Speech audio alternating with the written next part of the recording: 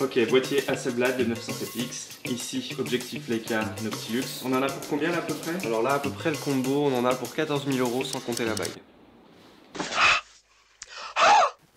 Ouais. S'il y a bien des marques iconiques liées à l'histoire de la photographie, c'est clairement ces deux-là. Ok, contexte, il y a quelques temps, j'ai reçu un message de la part de Marcelin, un abonné, qui me disait mon père il tient une boutique photo à Paris, tu passes quand tu veux, tu testes ce que tu veux. Bah écoute, est-ce qu'on tient pas là un nouveau concept? Toi et moi, on va tester des appareils qu'on peut pas s'offrir et on va en faire des photos qui vont marquer l'histoire, c'est sûr. On n'arrivera pas à faire une photo en fait. Fail numéro 487, tu vas me voir galérer avec cet appareil toutes les 5 minutes. Quel enfer, j'en ai pas une de bonne. Le nombre de fails dans cette vidéo, ça va être très drôle. Voilà. Alors nous du coup, on est une petite boutique indépendante, donc on revend du Leica et du Hasselblad seulement. Là on est sur le 907, ils l'ont créé sur la même base que le célèbre 500 CM. La visée, elle se fait uniquement par le petit écran, et donc du coup il va juste tomber dans les mains comme ça, comme un petit cube. En fait, j'ai choisi de leur prendre le 907 vraiment pour ce format et cette visée. Je voulais vraiment l'ancien boîtier par rapport à par exemple le X2D qui est vraiment un format réflexe. Je voulais pouvoir un petit peu changer ma façon de shooter et puis regarde-moi ça, c'est vraiment un bijou. Soyons honnêtes. Ça va un peu repenser notre façon de travailler, on va plus faire des plans à hauteur d'œil mais plus en contre-plongée ou plus proche du sol. Et aussi on peut l'adapter en fait avec la marque Leica. Donc du coup avec ici une optique R, donc c'est un 100 mm qui ouvre à 4. Contrairement à l'optique M, elle est beaucoup plus grande et elle s'adapte très bien sur du moyen format. Et on a très peu de vignettage et le rendu des couleurs Hasselblad plus Leica, il est vraiment fou. Ce qu'on va faire, c'est qu'on va commencer avec un petit peu de photo de rue avec le 100 mm de Leica. Ensuite, toujours en photo de rue, on testera le Noctilux. C'est un 50 ici qui ouvre à f1, donc c'est une très grande ouverture. Ça c'est la Rolls-Royce de chez Leica, c'est vraiment son optique phare.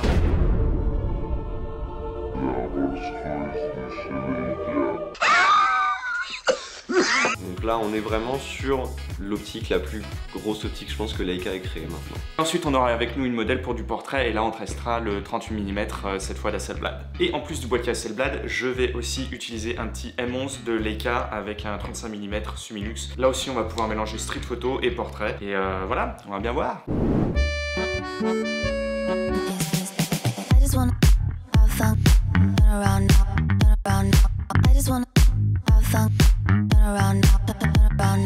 Bon, là on est un peu entouré de touristes, on va essayer de se trouver un coin plus tranquille parce que ça m'intéresse pas une seconde, on n'arrivera pas à faire une photo en fait. Je vais pas déclencher une fois. Attends, on va déjà essayer de gérer l'exposition d'avance. Je serai à 125, je pense que je peux aller peut-être à 180. Ok, je suis à F8. Ok, on va essayer de rester comme ça. Ah ouais, la vache! Il est long à déclencher, hein. Il est pas réactif. Hein. Enfin, c'est le moins qu'on puisse dire, hein. Quand j'ai déclenché, le jogger était là, l'homme était ici, et il y avait une autre personne à sa place. Là, clairement, on arrive un peu après la bataille. Ça, c'est déjà plus bien. Et alors, le focus, si je veux être à 20 mètres et l'infini, ils sont déjà plus là, les petits couples. Voilà, j'ai trouvé mon réglage, mais le couple que je voulais n'est plus là. Depuis à peu près 25 minutes, mais la photo aurait été bien. C'est ça que tu sais pas, c'est que la photo aurait été vraiment très chouette. Voilà. Ok, je pense que je suis bon au niveau du focus. Le focus est ok, par contre, je suis pas fan du monsieur qui me regardait frontalement à ce moment-là. Ah, putain, je sais pas du tout si je suis focus rien. Je suis un peu cravé dans le ciel. Et ben pas tellement en fait, la plage dynamique de l'appareil est assez folle, donc pas de souci à ce niveau-là. La lumière était très plate au moment du déclenchement, mais narrativement, c'est déjà plus intéressant selon moi. Le nombre de fails dans cette vidéo, ça va être très drôle. Ah oui, vas-y, vas-y, déplace-toi. Vas-y, fais-moi plaisir. Vas-y, vas-y, vas-y. Non, pas dans ce sens-là, non. Alors, je suis pas focus et en plus, le gars n'est pas allé du tout dans la direction que je voulais. Fail numéro 487. On avance. C'est ça qui est bien, c'est de prendre un appareil en main que tu connais pas et que tu fais qu'échouer. C'est que de l'apprentissage. Je dis ça pour la vidéo, pour faire genre j'encourage, mais à l'intérieur, mon cœur est mort. Ça, c'est chouette. Par contre, je sais pas du tout au niveau focus ce que ça donne. On en a une qui est bien. Alors oui, je t'accorde que je m'extasie peut-être un peu beaucoup pour une photo de pigeon, même pas vraiment nette. Quasiment bien. Attends, tu sais quoi? Alors, il est là. Non, dégage. Reste là. On a miraculeusement un pigeon qui veut bien participer à ma photo. Alors attends, au niveau focus, je pense que là je suis pas mal. Non. Pigeon! Regarde dans cette direction. Ouais, vas-y, vas-y, regarde. Ouais, il pose pour moi en plus. Ouais. Oui, alors, elle était toujours pas nette. Hein. Voilà. Écoute, cette photo, je l'aurais rejetée dans n'importe quel autre shooting. Mais là, je la trouve magnifique. Elle est extraordinaire. Je sais utiliser un Hasselblad. Non. C'est bon. On est bon. Et là, c'est le moment où tu me demandes, mais Nico, là, les photos que tu fais, ça vaut vraiment le prix du boîtier et les 100 mégas du fichier? Prenons l'exemple Hasselblad 907X X2D, on est sur les modèles entrée de gamme de la marque. Et ben on est respectivement à 6500 et presque 9000 € le boîtier. Nu. À titre de comparaison, chez Sony, même budget, t'as le A1, le top de leur gamme, et allez, je te mets même un objectif avec, c'est pour moi. Du coup, faut comprendre... Putain, je dis du coup toutes les 30 secondes, faut que j'arrête. Subséquemment, fallait le placer celui-là, subséquemment, il faut comprendre qu'on est déjà sur du moyen format.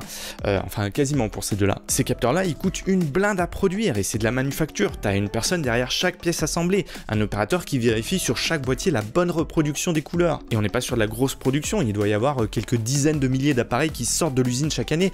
C'est rien du tout hein, par rapport aux millions des autres marques. Si on prend l'exemple de Leica, on va forcément parler des lentilles, hein, c'est simple, hein, c'est leurs optiques qui sont les meilleures du monde, il n'y a pas match, et pas que pour la photo, hein, mais aussi dans les laboratoires scientifiques, l'astronomie, etc. La qualité ça se paye mon ami, on n'est pas sur le Chine de la photo là, ouais, on dit Chine, chienne. J'aime bien la compo avec la diagonale induite par le monsieur au premier plan. Dommage par contre que la personne du fond n'ait pas été un petit peu plus en avant. Là par exemple j'ai pas trop réfléchi. Là j'ai déclenché direct. Et la photo a l'air pas mal en plus. C'est ça qui est bizarre. C'est que quand je réfléchissais une demi-heure c'était nul. Là on a peut-être quelque chose. Bon c'est passé. Ah mais oh waouh le rolling shutter. Putain j'avais pas vu. Eh mais attends je suis à combien? Alors c'est dû à la bague d'adaptation utilisée, hein, ça vient pas du boîtier. J'ai beau être au 1/180e, vu que j'ai pas l'habitude que l'appareil se déclenche avec autant de latence, je commence à le bouger un peu trop vite après avoir appuyé, d'où cet effet de rolling shutter bien connu par ceux qui font de la vidéo. Ah, regarde. Ah attends, hey, oh, on rigole. Mais au final... on obtient un classico de la street photo, El Famoso tape de café avec un joli ombrage. Bon, ça gagnera pas un prix d'originalité, hein, mais ça fait toujours plaisir. Écoute, très nature morte, mais il y a moyen que ça fasse un truc. Je commence à le prendre en main, là, je vais plus vite déjà, tu vois, tac, hop. Par contre, je suis plus focus. Bon. Oui, alors là, j'en aurais pas une de bonne. Allez, on va se faire un petit intermède de photo de rue au Leica que j'ai testé pour 2 ou 3 images. Un appareil quand même bien plus réactif, bien plus adapté à l'exercice, il n'y a pas photo. Il n'y a pas photo, tu l'as? Voilà, oublie pas de t'abonner, mettre la cloche pour ton ratio de blagues quotidien. La qualité d'image, dès que tu la vois, par contre, c'est... Tu sais que déjà que tu as pris une bonne photo, alors que quand je suis avec mes appareils, c'est à l'écran, je me dis, ok, j'ai pris une bonne photo, mais quand je regarde toujours sur mon viewfinder, je suis, waouh, c'est dégueu. Et là, waouh, ok, j'ai déjà une bonne image. Allez, on reprend la Hasselblad, hein. D'ailleurs ça se voit, regarde, la madame, elle est floue. Maintenant, voilà, on est obligé de repasser par là pour les ISO. On a le soleil qui sort. Ah, je sais pas, j'arrive pas à voir. Alors, le cadrage est un peu nul. Là, c'est moi qui est pas très chaud aussi, là, je veux dire. L'appareil en lui-même est génial. J'essaie de le vendre un peu quand même. Il y a des gens qui payent des fortunes pour des voitures de collection ou des montres suisses. Et tu peux trouver ça ridicule, mais même sans te connaître, je suis sûr que, toute comparaison gardée sur le prix, tu dépenses toi aussi ton argent dans des choses qui vont sembler futiles pour d'autres personnes. Il y a la valeur de production du matériel, oui, mais pas que. Les gens n'achètent pas Apple parce que c'est supérieur technologiquement à PC, à budget égal. Ils en ont conscience ou pas, mais ils achètent l'expérience d'utilisation. Et c'est la même chose avec ces boîtiers, même s'ils sont ultra exigeants techniquement. L'expérience, mec, ou meuf, je peux pas te la décrire parce que tu vas me dire, mais il faut vraiment l'utiliser pour comprendre. C'est un petit peu la même chose avec des vieux et très beaux boîtiers argentiques. Là d'ailleurs, tu le vois, le boîtier numérique est monté sur un boîtier argentique puisque tout est modulaire. Mais donc oui, il faut pas se mentir, il y a aussi un marqueur social transmis par ces marques. Et là aussi, tu peux me dire que c'est ridicule et je serais d'accord à 90% avec toi dans un monde sensé et logique. Mais je sais pas, moi j'en ai rien à foutre des bagnoles, j'ai un vélo, ça me va très bien, je porte jamais de montre, mais dans mon parcours de photographe, je sais pas, un jour si j'ai le budget, ce serait un achat purement plaisir plus que nécessaire, mais moi en vieillissant, je me vois bien devenir un vieux beau sur leur tour qui s'habille comme un hipster et qui se balade en ville avec un Leica. Voilà, c'est mon futur. Ok, donc là, je viens de passer au 50 mm, le Noctilux, et il ouvre à 1. Donc on va tenter ça. Alors on va déjà faire une photo de merde juste pour voir la profondeur de champ.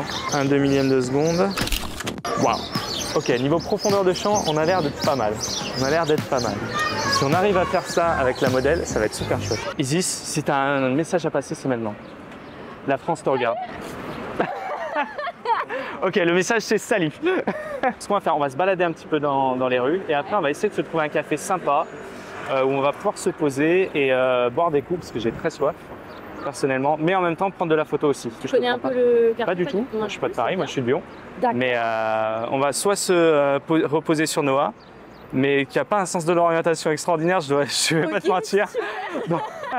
Donc en fait c'est la découverte, c'est l'aventure, on y va, on se promène et on regarde. On se promène. Okay. Exactement, j'ai déjà repéré un spot, on va là-bas. Allez, venez ma bande, c'est parti. Je connais pas du tout l'appareil, du coup tu vas me voir galérer avec cet appareil toutes les 5 minutes à me dire comment je fais ça. Donc tu vas beaucoup t'ennuyer, tu vas être là, tu vas poser, tu vas réfléchir à la vie. Pour l'instant je vais rien te demander de particulier, hein, donc t'inquiète pas, tu peux... Ouais.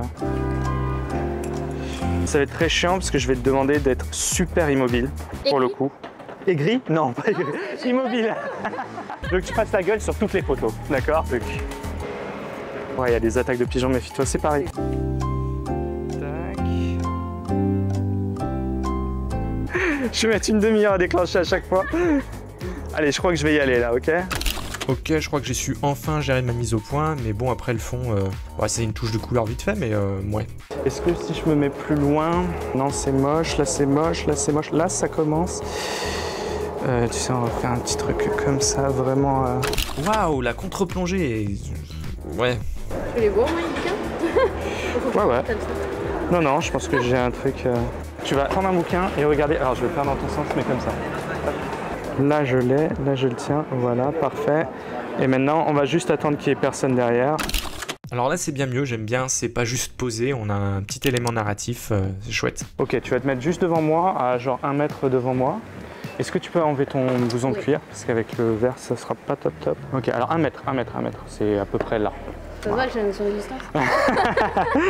On est parti pour nos 20 minutes de recherche du focus. Voilà, essaie de plus bouger. Là, je pense que je suis bon. Oui, je suis bon, alléluia. Et le piqué, cette profondeur de champ, là on commence vraiment à sentir l'apport du moyen format. Je sais pas si je focus, c'est horrible. Oh, quel enfer! Parce que tu peux pas du tout les revoir, c'est ça? Si. Je peux les voir? Ouais, si, je peux les voir. Attends, comment on fait pour les voir? Ça a l'air. Ça a l'air? Ça a l'air. Ça a l'air potable. Bon, il est quand même temps que je t'explique un petit peu cette histoire de focus là. Pourquoi je galère autant alors que tu me vois très souvent utiliser des objectifs manuels dans d'autres vidéos. Normalement, j'utilise le zone focusing, c'est-à-dire que j'évalue moi-même la distance de mise au point. Là, je me suis reposé sur l'écran LCD du boîtier avec le focus picking, cette prévisualisation sous forme de petits points violets de la zone de netteté. Alors, il y a peut-être un niveau de sensibilité à régler dans les menus, mais là, tout semblait violet. Voilà, pour preuve, quelques images de moi en train de râler contre le focus picking. Je trouve qu'il est très très fort. Il prend un peu toute l'entièreté du capteur et tu sais pas trop ce qui est vraiment focus ou pas. C'est vraiment, t'inquiète pas frère, prends tout, on verra bien après. Mais en fait c'est pas très précis. Ouais. Ok, on a compris pourquoi ça coûte une blinde, coût de production, preuve sociale, blablabla. Mais du coup, avec le billet qu'on met, comment ça se fait que l'appareil galère à faire des trucs ultra basiques? Là, je suis chez mon pote Alessandro, qui lui aussi s'est acheté le 907X il y a quelques temps, justement chez Elle et lui Photographie. Alessandro, il fait du studio, donc des images très produites, très préparées. Il en fait des expos pour vendre des tirages d'art.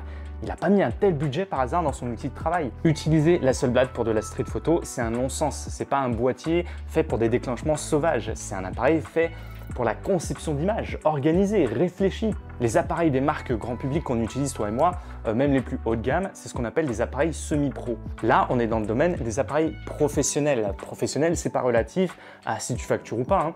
Ça veut dire des appareils ultra spécialisés dans un domaine spécifique. L'utilité du moyen format, elle est ultra niche en fait, dans la publicité, dans la photo de produit, la mode, les tirages d'art, comme le fait Alessandro. On va passer au Leica pour tenter un petit peu autre chose. Ok, et donc là, alors... What? Ah oui, d'accord. Ok, on va galérer avec... Ah oui, la visée télémétrique, en fait, elle est étrange avec... Ah oui, d'accord, oui, ouais. Oui. Là, je commence à comprendre. Effectivement, ça change. Noah, explique-nous ce qu'est la visée télémétrique, s'il te plaît. Le télémètre, en fait, il est juste ici et nous on voit ça.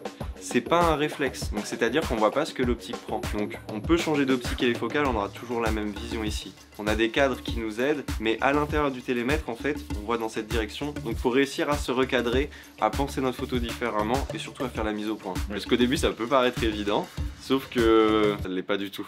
Là, les aimés de quoi ils parlent, ce mec-là. Mais qu'est-ce qu'ils me disent? Est-ce que tu peux te rapprocher un petit peu? Ça flouterait un peu plus l'arrière-plan. Mais attends, tu me l'as allumé ou quoi? Il se passe rien là. Noah, explique-nous comment on allume un appareil, s'il te plaît. Ah bah voilà, ok, là il se passe quelque chose. Du coup, comment ça marche là? Je suis à combien? Je suis à 1,4. Non, on va se mettre peut-être à 2,8 quand même. Je vois une petite flèche rouge qui est là. C'est ça. Elle t'indique la direction. Quand tu as le point au milieu rond, ça veut dire que tu es bien exposé.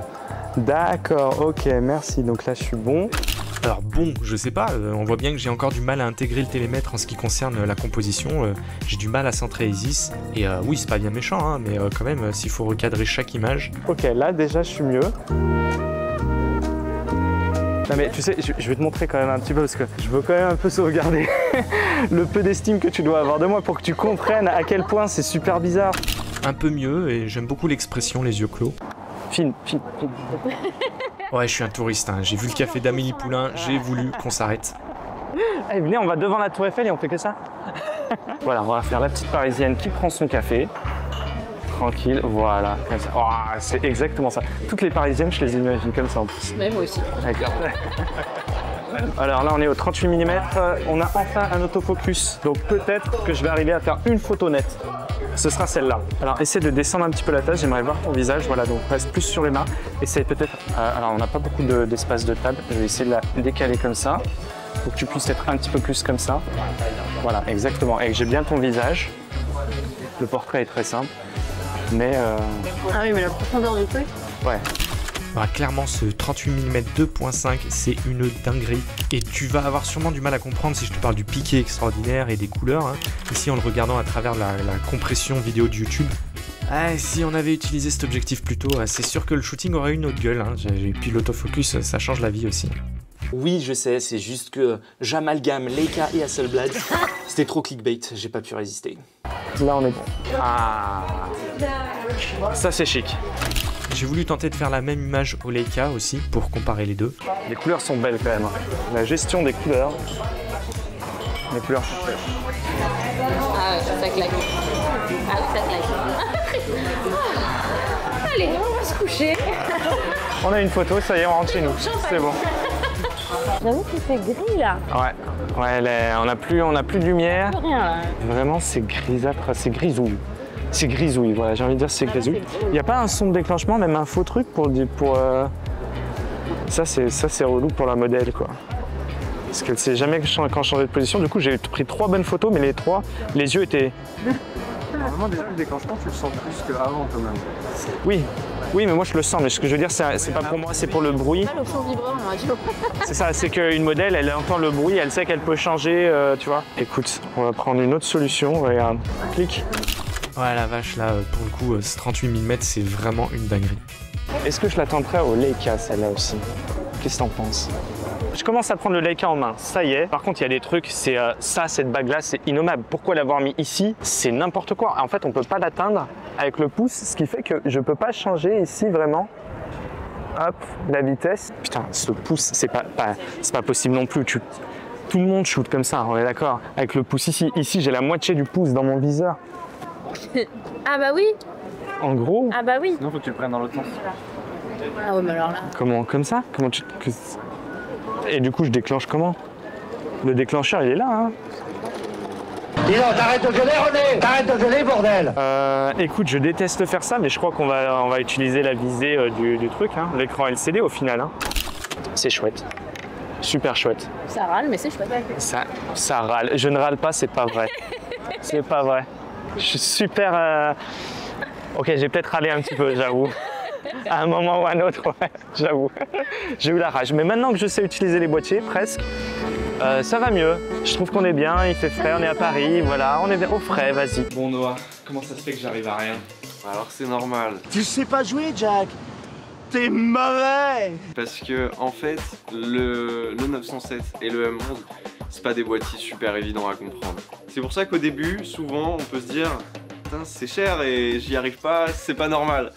C'est tout à fait normal, on passe tous par là. Vous pouvez venir ici, acheter un boîtier, revenir après, dire putain, j'y arrive pas, je comprends pas. Nous, on peut vous expliquer rapidement, ou sinon on peut carrément prendre un cours. On a des sessions de cours de 3 heures qui sont uniquement pour vous, c'est-à-dire que vous êtes tout seul. On vous accompagne, on va dehors, on reste ici au studio, on explique tout. Même si vous y connaissez rien, on s'adapte à tout niveau.